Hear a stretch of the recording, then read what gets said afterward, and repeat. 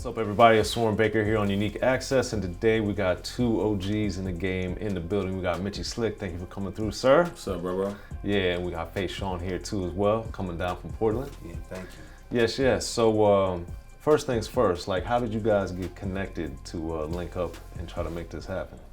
Man, Portland is like a second home for me, homie. You know what I'm saying? They show me a lot of support in that town. Even my neighborhood is out in that town too. Another branch of my neighborhood is out in that town. And just being out there in the streets, I deal with everybody. Like, it's crazy. I got so much love, not from just one side, but from all sides. So a lot of times homies be coming at me out there. I don't even care or know where they from. I just look at Portland like a second home. And Face was a homie that had his stuff together, you know what I'm saying? So he wanted to come up to bat. And I got the resources and the plugs. Really, it ain't nothing to it. Anybody that holler at me, if I got the line, I'm gonna show the love. You know what I'm saying? Anybody trying to do their thing, be a boss, I'm gonna show him how to do it and help him. That's it. I'm just helping him. He his own CEO, you know. Right. And then you got a couple records that are cracking right now with the D-Boy in particular is one of them. So for you, how have you been? Because I met you a long time ago up in Portland and everything. Shout out to Cool Nuts. Most definitely. But now that you're making more of a push as an artist, how have you seen like things evolving now that you're putting these records out? Yeah, well, like you said, I was a CEO before, a young CEO. So, Right. Becoming an artist, it's like it's a slow process, but it's moving. I mean, a lot of people in my city like my music. They behind me, and coming down here just doing the interview is a big step for me. Mm-hmm. So. Yeah, I think it's making progress, and I'm doing pretty good, I think. Right, and Portland has a very diverse group of artists and a lot of different types of sounds. Yeah. So for you, how have you found kind of blending the gangster side of it with the commercial side of it, with the lady side of it?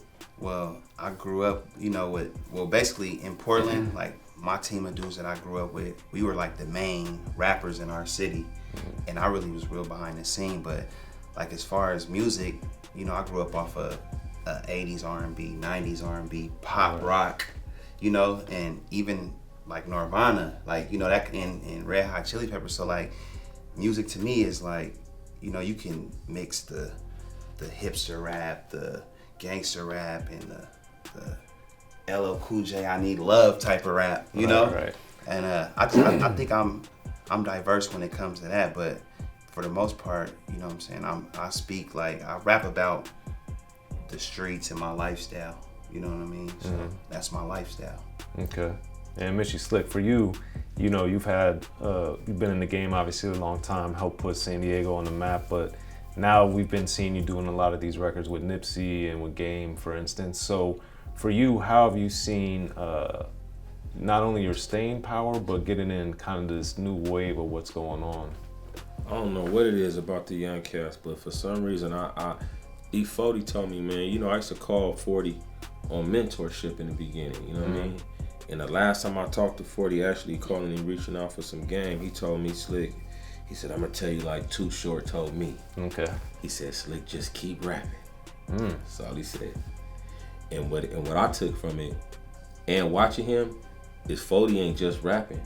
40 is tearing young cats new assholes all day when he raps with them, you feel me? Right. And so my objective is just to be like, stay up, stay fresh. As long as you stay fresh, you stay around. So the little cats, they be still getting with me now. Like they feel like shout out to the little homie Rob Stone, whole new era, whole new generation. Right. But he felt like I gotta have Slick on my project. So we got one that's banging on this new project. Little homie just went gold recently too with his single. So it's just stay busting, homie. Stay barred up. Yeah. I try to stay competitive. It's always been a competitive thing with me as far as rapping. I mean, not like that, but, like when me and Nip rap, I know we representing the West. You know what I'm saying? So we got to do that. You know what I'm saying? And we taking all phase from whoever. Me and Game get on songs, whatever. We representing the West. I'm on the song. If you notice, it's all youngsters on my flag. You know what I'm saying? Yeah. Moses. Who's that? AD, Scheme. You know what I'm saying? Ty on that thing. Right. I'm the only one without backing, you know what I'm saying? I'm just the only street independent cat on that song. Right. But it's just from, rapping.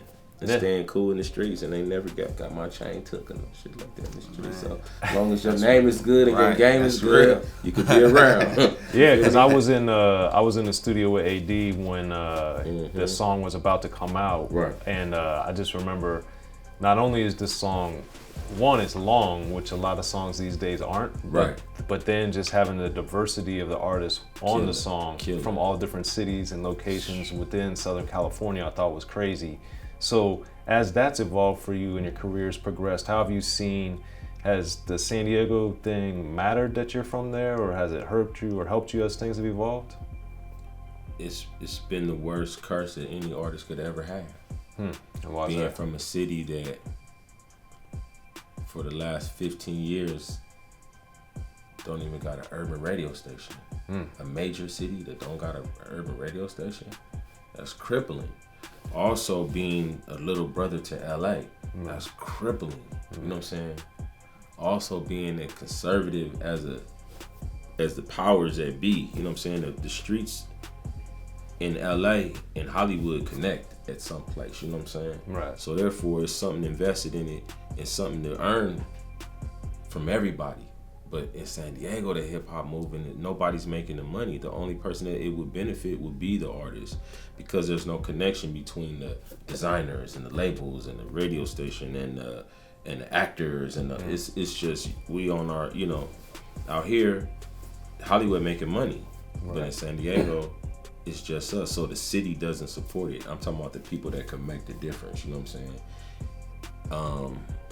That's just not San Diego's game. They're not into making money off hip hop, bro. They into making money off of other stuff. You know what I'm saying? And tourism or whatever. Yeah. So for for you, what's been your experience regarding that type of thing with Portland?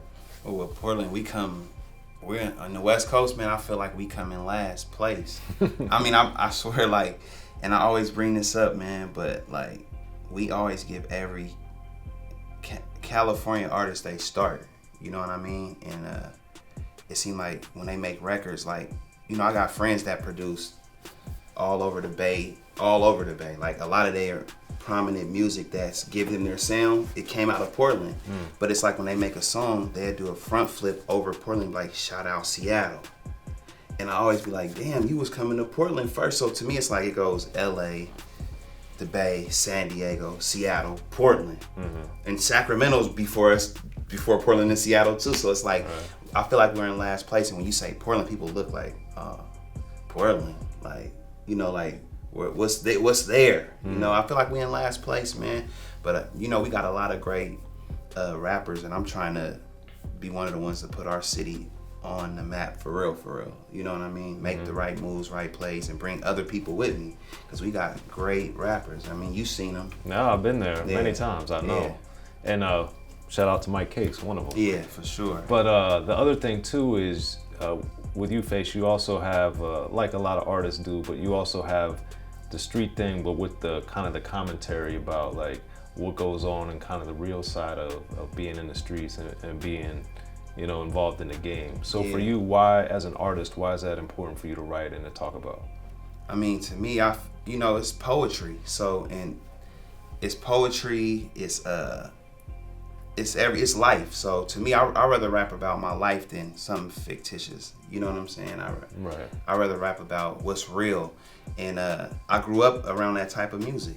The Tupacs, you know, the NWAs, the Ice Cubes, the original Ice Cubes, and I'm talking about the 90s stuff. So to me, that's where I feel like you got to paint a picture for people to see. It's not about fabricating and talking about jewelries and cars and women. It's about like, you know, having some substance, a foundation. And that's part of being in the streets. You got to have substance and foundation to even be in the streets. And if that's how you put yourself out there, you got to have a foundation. So as far as music, I want to have that foundation, the streets under me, you know what I mean? And rap about my lifestyle. And you don't want the internet under you, homie? You don't want the net? I love the internet, but I mean, I don't want to be doing the running man on the internet. Right. Because I don't running man. You know what I mean? Right. So, you know, the streets. That's what I rap about. My life. That's my life. Yeah, well, I appreciate you guys coming through the Unique Access. Mitchy Slick, FaceShawn in the building. Unique Access, Soren Baker. Appreciate it, y'all. Yeah. Thank you.